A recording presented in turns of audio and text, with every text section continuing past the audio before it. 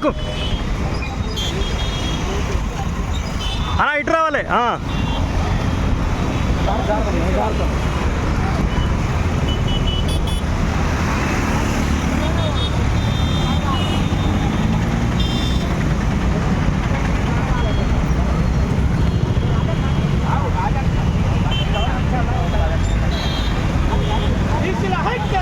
వర్ధిల్లాలి.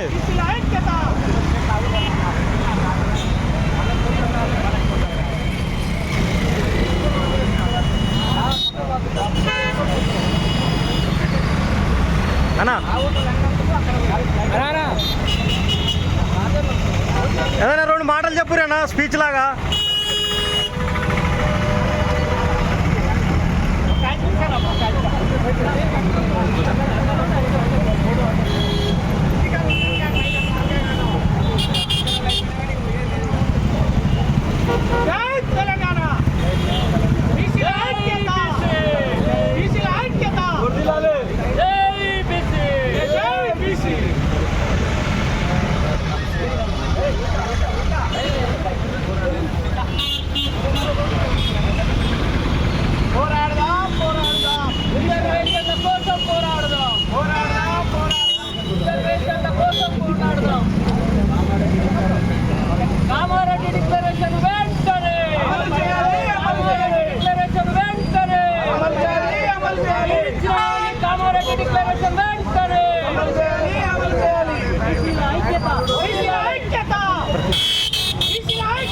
వర్ధిల్లాలి.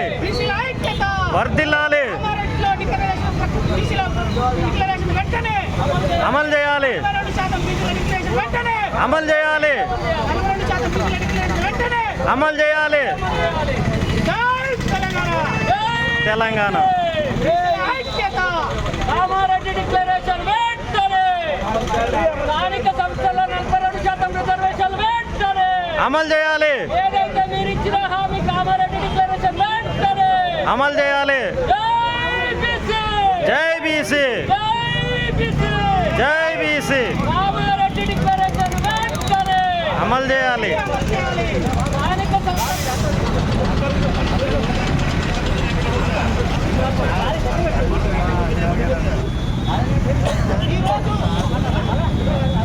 అన్నా కిందికెట్టన్నా పేపర్ని కిందికెట్టరి అట్ట పెట్టరు.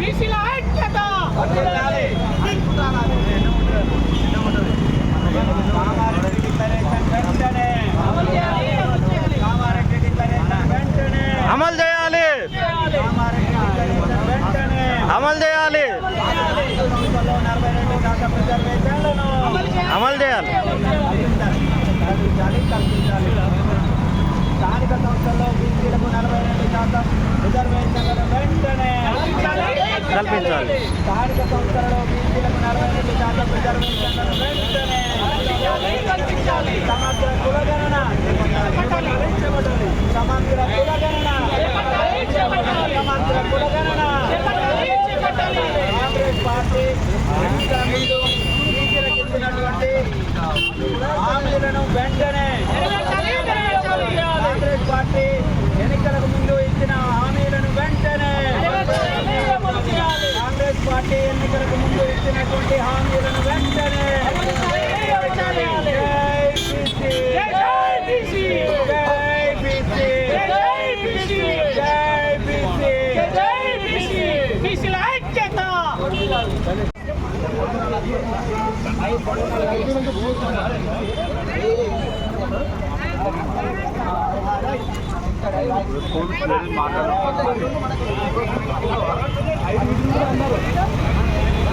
మాల పట్టుకోరేనా మాల పట్టుకోరు.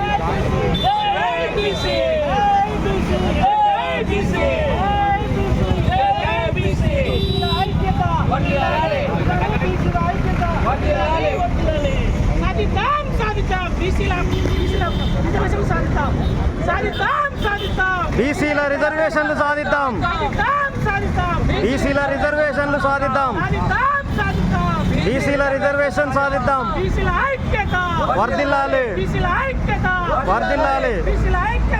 వర్ధిల్లాలి.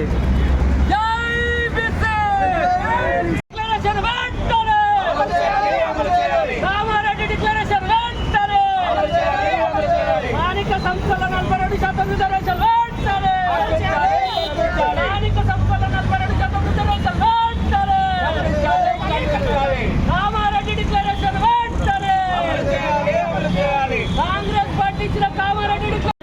ఇస్తామని, అదేవిధంగా ప్రతి సంవత్సరం 20,000 కోట్ల బడ్జెట్ బీసీలకు కేటాయిస్తామని చెప్పడం జరిగింది. ఆ వేదిక పైన ఈరోజు పిసిసి అధ్యక్షుడైన మహేష్ గౌడ్ గారు, మన కర్ణాటక పిసిసి ఇన్ఛార్జి గారు, ఇంకా బీసీ ఇప్పటి మంత్రులు వాళ్ళ సమక్షంలో మరి బీసీలకు హామీ ఇవ్వడం జరిగింది. ఈ హామీని వాళ్ళు మేనిఫెస్టోలో కూడా పెట్టడం జరిగింది. అదేవిధంగా అసెంబ్లీలో మరి బిల్లు పెట్టి మద్దతు తెలిపి 150 కోట్లు కూడా కేటాయించడం జరిగింది. మరి ఏదైతే బీసీ సంక్షేమ శాఖ మినిస్టర్ గారు ఉన్నారో, మరి మినిస్టర్ గారు చెప్తున్నారు మేము చేస్తాము తప్పకుండా అని అంటున్నారు. మీరు అంటున్నారు కానీ ముఖ్యమంత్రి గారు మాత్రం అనడం లేదు, క్లియర్గా మనస్ఫూర్తిగా అనడం లేదు. మరియు అదేవిధంగా నిన్న మొన్న కోర్టు కూడా క్లియర్గా చెప్పడం జరిగింది, కులగణన చేయాలి, 3 నెలల్లో కులగణన చేసి బీసీల రిజర్వేషన్లు బీసీలకు ఇవ్వాలని కోర్టు కూడా మొట్టికాయలు వేయడం జరిగింది ప్రభుత్వం మీద. మరి ఈరోజు మేము నిన్న మొన్న హోటళ్లలో తాజ్కృష్ణలో కావచ్చు, బీసీ ఇంటలెక్చువల్ ఆధ్వర్యంలో మరి హోటల్లో కూడా ఒక మీటింగ్ పెట్టుకోవడం జరిగింది. బత్తుల సిద్ధేశ్వరు, సంజయ్ కుమారు వీళ్ళ ముగ్గురు కూడా అమర నిరాహార దీక్ష చేయడం జరిగింది గాంధీ హాస్పిటల్లో. మరి ఆ రోజు ఇట్లా పెద్దలు దీక్ష విరింపజేసి చేయడం జరిగింది. మరి దాన్ని కంటిన్యూగా మేము ఈరోజు ఎల్బీ నగర్ నియోజకవర్గం అర్చనాపురంలో అమర నిరాహార దీక్ష కాకుండా సత్యాగ్రహ నిరాహార దీక్ష 42 గంటలకు మేము పోలీస్ వారికి విజ్ఞప్తి చేయడం జరిగింది. మరి మా విజ్ఞప్తిని వాళ్ళు తీసుకొని కూడా మరి ఈరోజు మాకు పర్మిషన్ లేదు, మీరు చెయ్యొద్దు, దీక్ష చెయ్యొద్దు అని చెప్పడం జరిగింది.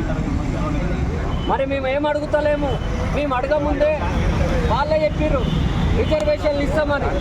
మరి వాళ్ళు చెప్పిన హామీని అమలు చేయమని మేము అడుగుతున్నాము. మా రిజర్వేషన్లు మాకు ఇవ్వండి, మా కులగణన మాకు చేయండి, మా కులాలతో తెలపండి. ఇలా పన్నులకు, కుక్కలకు, నక్కలకు లెక్కలు ఉన్నాయి, మా బీసీలకు లెక్కలు ఎందుకు ఉండవు? మా కులగణన మాకు చెయ్యాలి, మా రిజర్వేషన్లు మాకు ఇవ్వాలని డిమాండ్ తోటి మేము ఈరోజు మరి అంబేద్కర్ ముందు దీక్ష చేయడం జరుగుతుంది. మరి మా దీక్షను పోలీసు వాళ్ళు భగ్నం చేయాలని చూస్తున్నారు. చేసినా కానీ ఈ దీక్ష మేము సత్యాగ్రహ దీక్ష, నిరాహార దీక్ష అనుకున్నాం. కానీ ఈ క్షణం నుంచి ఇది అమర నిరాహార దీక్ష, దీక్ష విరమింపజేసేదే లేదు. మేము ఎన్ని రోజులైనా అమరహార దీక్ష చేస్తామని ఈ వేదిక నుంచి ప్రభుత్వానికి బీసీ కులగణన గురించి దీక్ష చేయడం జరుగుతుంది. ఎందుకంటే కాంగ్రెస్ పార్టీ కామారెడ్డి డిక్లరేషన్ సందర్భంగా బీసీలకు ఏటా 20,000 కోట్లు బడ్జెట్ కేటాయించకపోవడం, అదేవిధంగా బీసీ కులగణన చేయకపోవడం చాలా బాధాకరమైన విషయం. కాంగ్రెస్ పార్టీకి ఏం అన్యాయం చేసిరు బీసీలు, కాంగ్రెస్ పార్టీకి ఏం అన్యాయం చేసినా ఈ సందర్భంగా నేను హెచ్చరిస్తూ ఉన్నాను. కాంగ్రెస్ పార్టీలో ఉన్న బీసీ మంత్రులు కానీ ఏం చేస్తున్నారు, బీసీ మంత్రులు కానీ ఎమ్మెల్యే కానీ ఏం చేస్తున్నారు?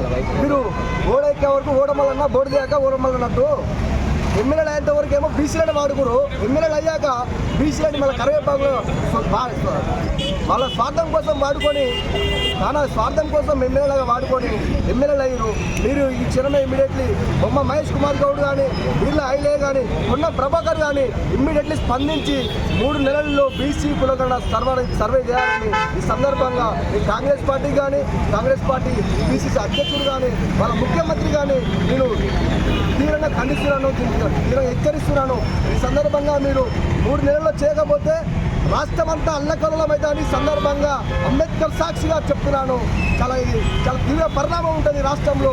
బీసీలందరూ ఏకమైతే, బీసీలు ఇప్పుడే ఏకమవుతారు, దీన్ని తీవ్రంగా ఖండిస్తున్నా. బీసీలందరూ ఏకమైతే కాంగ్రెస్ పార్టీలో ఒక్క బీసీ విధంగా మిగలడని ఈ సందర్భంగా చెప్తున్నాను. బీసీలు లేకపోతే కాంగ్రెస్ పార్టీ అధికారం కూడా లేకపోదని చెప్తున్నాను. రాష్ట్రంలో 60% ఉన్న బీసీలు ఏం అన్యాయం చేశారు కాంగ్రెస్ పార్టీకి? 60% ఉన్న బీసీలు ఓట్ లేకపోతే కాంగ్రెస్ పార్టీ అధికారం వచ్చినా ఈ సందర్భంగా నేను హెచ్చరిస్తున్నాను కాంగ్రెస్ పార్టీని. ఏం అన్యాయం చేసింది కాంగ్రెస్ పార్టీకి? తీవ్రంగా ఖండిస్తున్నాం. మేము దీక్ష కొనసాగిస్తున్నాం. పోలీసు వాళ్ళు మాకు జర సహకరించి మా 42 అవర్స్ దీక్షకు మీరు సహకరించాలని కోరుతున్నాను. మీరు పై అధికారులకు మీరు సంప్రదించి వాళ్ళు ఏ విధంగా ఎవరిని ప్రజల్ని ఇబ్బంది పెట్టకుండా దీక్ష చేస్తున్నాం కాబట్టి ఒక టెంట్ వేసుకోవడం పోలీసు గారు సిఐ గారు ఒక టెంట్ వేసుకొని 42 అవర్స్ సామరస్యంగా దీక్ష చేస్తామని ఈ సందర్భంగా చెప్తున్నాను. ఇక్కడ రానా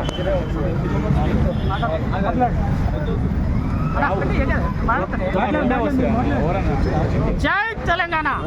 బీసీల ఐక్యత, బీసీల ఐక్యత. ఈరోజు మన ఎల్బీనగర్ నియోజకవర్గంలో బీసీ హక్కుల పోరాట సమితి మరియు బీసీ కులాల ఆధ్వర్యంలో ఈ పిలుపునివ్వడం జరిగింది. ఇందులో భాగంగా ఈరోజు హస్తినాపురం చౌరస్తా అంబేద్కర్ హస్తినాపురం చౌరస్తాలో సత్యాగ్రహ దీక్షను ప్రారంభించడం జరిగింది. ప్రారంభించినప్పటి నుంచి కూడా మన ప్రభుత్వానికి ఇప్పటికే భయం పుట్టుకొచ్చింది. ఎందుకంటున్నానంటే ఇప్పటికీ కామారెడ్డి డిక్లరేషన్లో కాంగ్రెస్ పార్టీ అధికారంలో రాకముందుకు మన బీసీల గురించి 42% రిజర్వేషన్ ప్రకటిస్తానని చెప్పడం జరిగింది. అదేవిధంగా బీసీలకు కులగణన చేసిన తర్వాతనే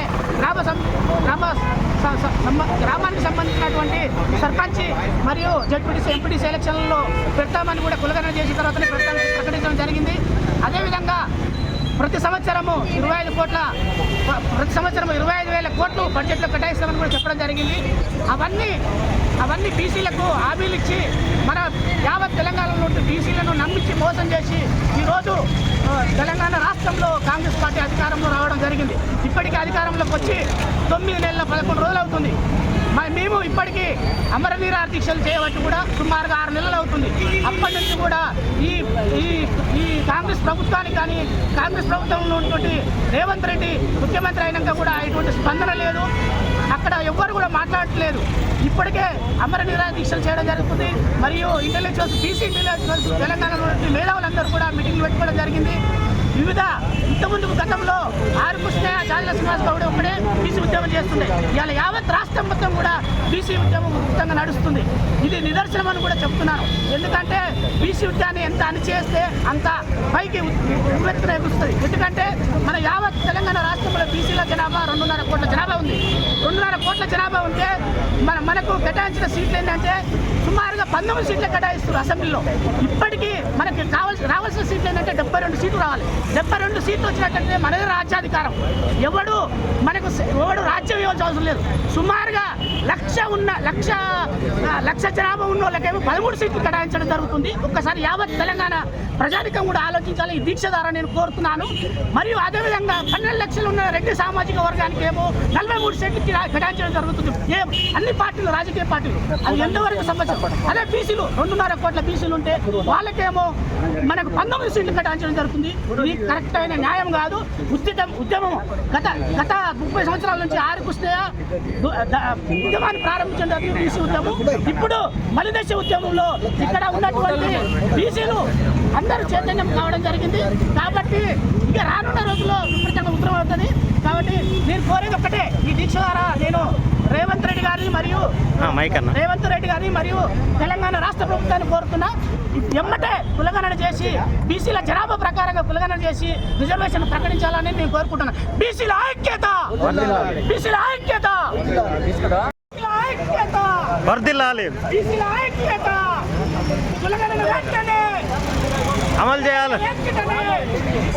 కులగణన వెంటనే బీసీల ఐక్యత, వెంటనే బీసీల ఐక్యత.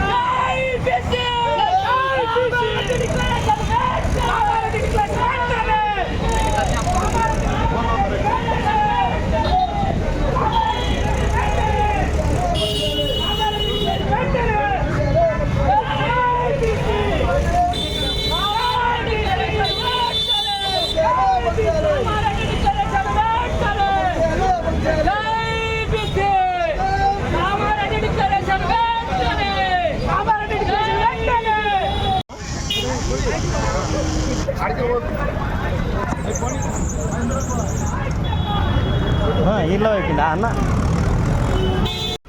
హస్తినాపురం అంబేద్కర్ విగ్రహం దగ్గర 42% రిజర్వేషన్లకై 42 గంటల సత్యాగ్రహ నిరాహార దీక్ష మేము పెట్టడం జరిగింది. ఆ దీక్షకి మరి పోలీస్ వారికి కూడా మేము పర్మిషన్కి లెక్క పెట్టుకోవడం జరిగింది.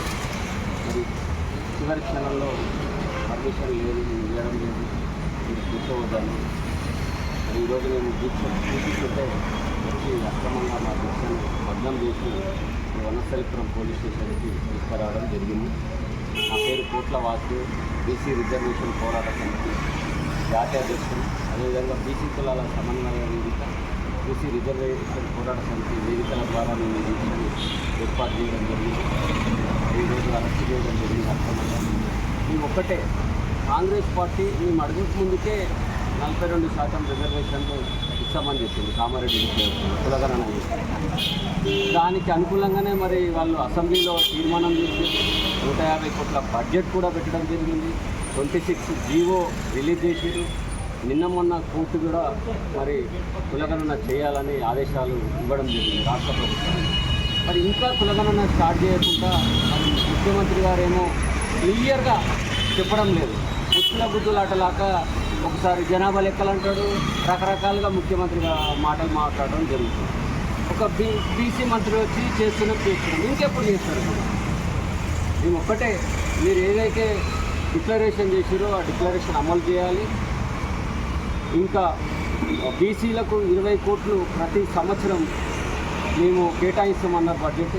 ఇది కాంగ్రెస్ పార్టీ మేనిఫెస్టోలో కూడా పెట్టడం జరిగింది. మరి వెంటనే మీరు కులగణన స్టార్ట్ చేసి మేము ఎంత జనాభా ఉన్నామో మా జనాభా తగ్గట్టు రిజర్వేషన్లు ప్రకటించాలని మేము డిమాండ్ చేస్తున్నాం. మేము శాంతియుతంగా మరి సత్యాగ్రహ దీక్ష చేస్తుంటే ఈరోజు మా దీక్షను భంగం చేసేది ఈ పోలీస్ స్టేషన్ నుంచి. ఇది సత్యాగ్రహ దీక్ష కాదు, అమరణ నిరాహార దీక్ష. మేము అమరణ నిరాహార దీక్ష చేయడానికి రెడీ అయినాం.